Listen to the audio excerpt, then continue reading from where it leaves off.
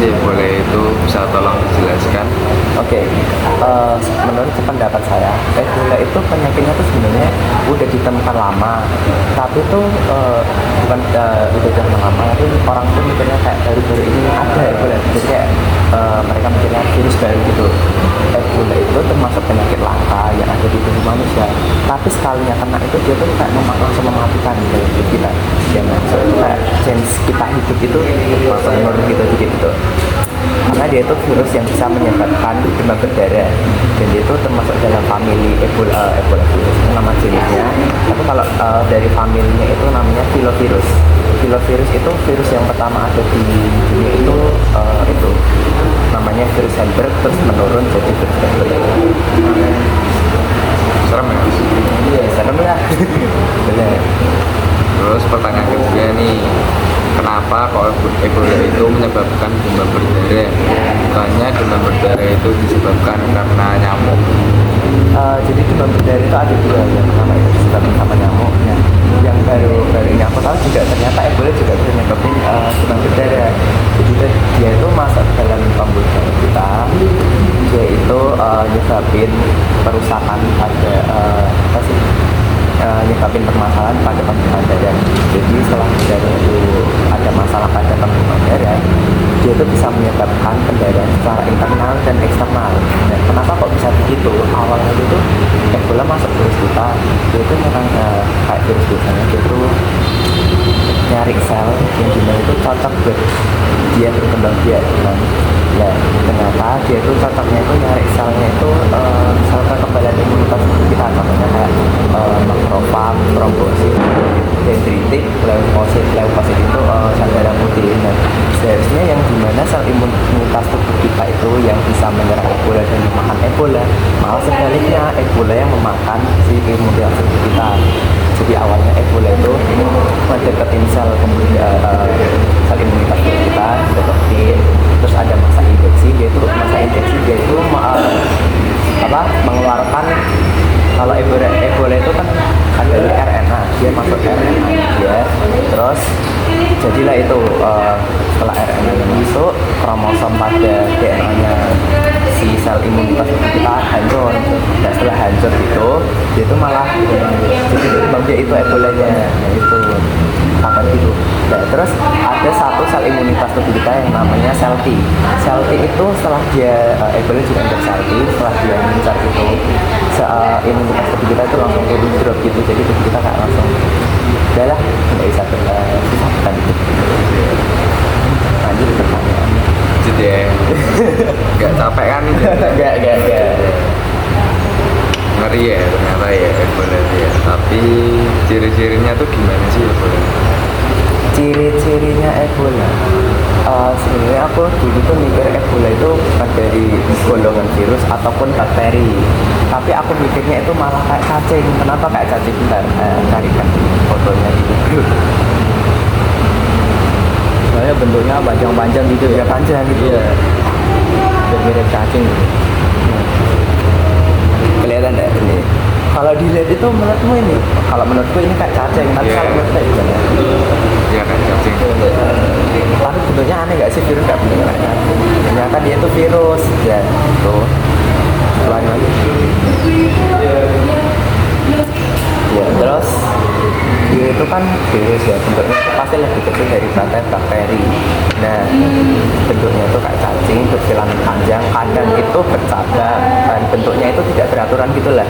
Dia itu memiliki panjang sebesar 14.000 nanometer. Nah, tadi kan aku udah bilang kalau bentuknya itu kayak cacing memanjang gitu. Kalau dibelah itu kan dia otomatis kan kayak tabung itu kan, kalau dibelah itu kan ada lingkarannya gitu ya. Nah, lingkaran itu pasti memiliki diameter, setelah diukur diameter dari si Ebola itu memiliki panjang sebesar 80 nanometer. Tadi kan Mas Advokat nyebut ini kalau Ebola itu virus atau bakteri kan. Iya. Ngomong-ngomong soal mereka, si Ebola ini, apa bedanya sih bakteri sama virus Ebola ini? Oke, kamu tanya bedanya dari virus ataupun bakteri. sebenarnya mereka itu sama-sama itu ya, makhluk mikroorganisme yang kalau kan kita tidak bisa melihatnya secara langsung, tapi harus melalui media perantara seperti alat mikroskop itu. Ternyata setelah dicari tahu mereka itu beda banget. Yang pertama itu dari bakteri. Bakteri itu apa sih? Dikatakan oleh dari pelajaran biologi itu disebut sebagai sel yang hidup. Tapi kalau virus itu sebagai makhluk transisi. Kenapa bisa disebut makhluk transisi? Karena dia itu bisa dikatakan hidup dan tidak. Nah, yaitu virus itu dikatakan hidup karena dia bisa bernama berkembang biak ya. Dan setelah berkembang biak itu dia mencari lagi terus berkembang biak itu kan, kalau berkembang biak itu ciri-cirinya sebagai makhluk hidup, tapi dia itu juga tidak hidup karena apa, ukurannya kecil ya, ukurannya kecil yang dimana makhluk itu tidak mungkin bisa hidup dengan ukuran sekecil itu ya, dengan ukuran sekecil itu. Terus si virus itu dia tidak punya sel, jadi makhluk hidup itu harus punya sel, tapi kalau virus itu tidak punya sel, jadi kayak organel intinya sel itu nggak punya intinya. Dan bakteri itu sebenarnya, bakteri dan virus itu sebenarnya sama-sama bisa menguntungkan, bisa juga merugikan. Dimana menguntungkannya itu nggak usah jauh-jauh deh dari yang pertama dari contoh bakteri yang baik itu di perut kita itu, bakteri itu malah itu loh berguna sebagai membusukkan makanan itu. Dia di usus kita itu menyimpan lebih dari 30 triliunan. Nah, dimana bakteri dalam usus kita bisa jadi sebagai bakteri E. coli itu bisa membuat vitamin K, atau yang dia kalau kita luka itu vitamin K itu berfungsi untuk menutup luka kita, dan itu ya fungsinya sebagai membusukkan makanan kita itu. Lalu kalau virus sendiri itu punya manfaat, contohnya seperti gila ini deh terus apa itu buat bisa buat ya, terus komponensi virus itu contohnya kalau bakteriofagi itu kalau tubuh kita bisa kuat, bukan tubuh kita itu lemah karena adanya banyaknya bakteri itu. Kalau dimakan virus bakteriofagi kan bakteriofagi artinya memakan. Kalau bakteriofagi itu memakan bakteri lah, bakteri dalam tubuh kita. Setelah dimakan virus itu bisa lebih mendingan. Siap lengkap banget deh. Iya lengkap lah. Nah, ini aku mau tanya nih sekarang, sejarahnya Ebola itu gimana? Kalau sudah tahu Sejarahnya itu pada tahun 1976 itu ditemukan di dekat sungai Ebola di Republik Democratic Kongo, yaitu di Afrika. Itulah ditemukan pertama kali virus Ebola ini. Dan kenapa dinamakan Ebola? Karena nama sungainya adalah Ebola. Itu. Oh, jadi di Afrika ada sungai gitu. Iya. Dan kalau pengetahuan saya itu disebut sebagai Ebola itu karena ngepas banget. Nah, di wilayah tersebut itu lagi ada virus namanya Ebola itu yang lagi mewabah di sana. Jadi namanya di sungai itu ada Ebola. Jadinya Ebola. Iya. Kan? Nah, Ebola ini kan nyebabin epidemi ya. Aku juga pernah nih dengar ada pandemi, epidemi, dan endemi. Bisa dijelaskan nggak bedanya apa, Mas? Tadi ada apa? Pandemi, epidemi, endemi. Jadi endemi itu adalah sebuah penyakit yang dimana dia menyebarnya itu hanya di satu wilayah, dia enggak hanya di satu kota gitu. Contohnya seperti di Papua kan itu hanya kecil ya, kota kecil, dan itu ada penyakit yang namanya malaria. Nah, itu disebut juga dengan epidemi. Endemi, kalau epidemi Epidemi. Oh, tadi kan yang di Papua itu endemi. Iya. Sekarang ya epidemi. Epidemi itu bisa, wabahnya itu bisa menyebar dari satu wilayah ke wilayah lain, tapi sudah berbasis negara. Ya, berbasis negara. Dan pandemi itu adalah wabahnya itu seluruh dunia merasakan, dan dimana itu merugikan seluruh dunia. Jadi kayak populasinya bisa Ya besar banget. Ya berarti kalau dapat kesimpulan dari sini tuh antara pandemi, epidemi dan endemi itu dari itu ya pencakup wilayahnya ya. Iya. Berarti dari yang terkecil itu ada endemi, epidemi dan pandemi. Bisa. Berarti kalau apa Ebola virus itu tadi apa sih? Epidemi ya karena Epidemi, karena hanya di wilayah Afrika saja.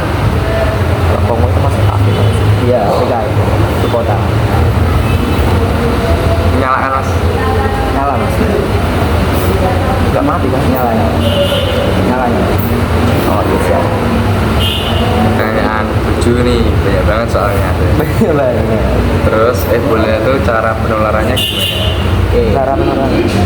Jawab. Ya, ya. Jadi saya kan tadi ngeliat video penyebaran virus Ebola itu ada seorang kakek-kakek dia beli kelelawar. Kelelawar ya. Dari bawah. Kelelawar dibeli, terus kan itu darahnya kan ada itu. Ya. Jadi dia megang.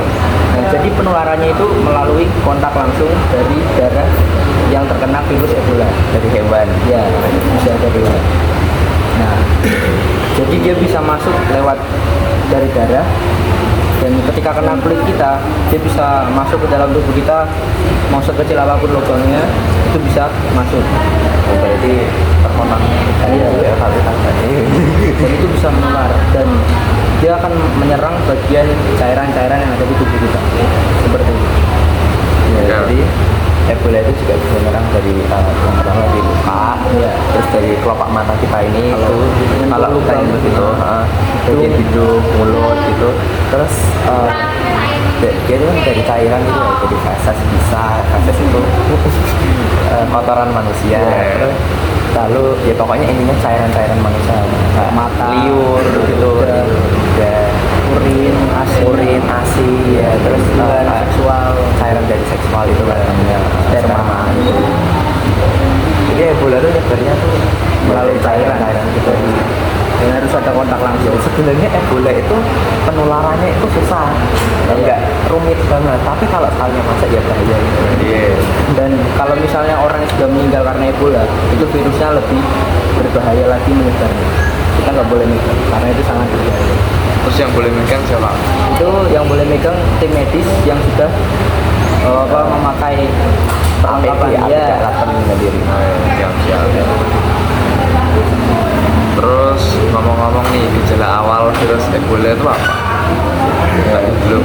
Oke, gejala awal itu mereka jadi kayak demam berdarah itu kan kayak pusing, mual gitu, diare, dehidrasi, terus orangnya jadi malas gitu, terus muncul bintik-bintik ruam itu di kulit, warnanya merah. Jadi itu virus Ebola itu sekalinya masuk itu nggak langsung ketahuan gitu, tapi butuh waktu 5-10 hari agar gejalanya itu bisa muncul gitu. Kenapa? Penuh memorinya. Terus tapi kedengaran nggak enak? Coba Kedengaran ya? ya gitulah, Oh, iya. Berarti malas termasuk ya? malas. Oh iya, sama itu dia bisa muntah darah juga. Itu kan tadi kan ada pendarahan internal sama eksternal gitu. Di contoh dari eksternal itu bisa muntah darah. Biar kita nggak kena virus Ebola itu cara pencegahannya. Pencegahannya ya kalau kita sudah misalnya beli sebuah makanan yang ada darahnya gitu, setelah membeli kita harus langsung mencuci tangan dengan air mengalir, dan setelah itu mungkin kita bisa mandi dulu untuk membersihkan badan supaya kita masuk. Ya, dan walaupun kita ada nggak usah perlu mandi, nggak harus pakai masker gitu. Terus kayak apa sih yang di COVID itu pakai pelindung Masker topeng masker topeng itu namanya nggak tahu itu. Terus ya hindarilah sama orang yang yang udah ada gejala-gejala yang tadi saya sebutkan gitu. tapi di Indonesia tuh jarang ya, belum ada ya. Indonesia belum ada kasusnya Belum karena kan ada. itu kan termasuknya epidemi ya, Epidemi. hanya ada di Afrika tersebut saya kok. Kalau dia Kasihan sih yang masuk. Oke. ada lagi Ini pertanyaan dari Risma. Terima kasih ini.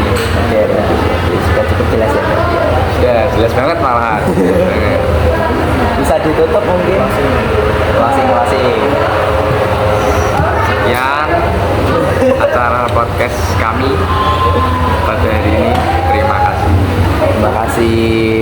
kami pamit undur. Kabar Ayo. Oke belum. Ya, kami pamit undur diri. Oke, 2 Tangan, ganti. tangan. Set.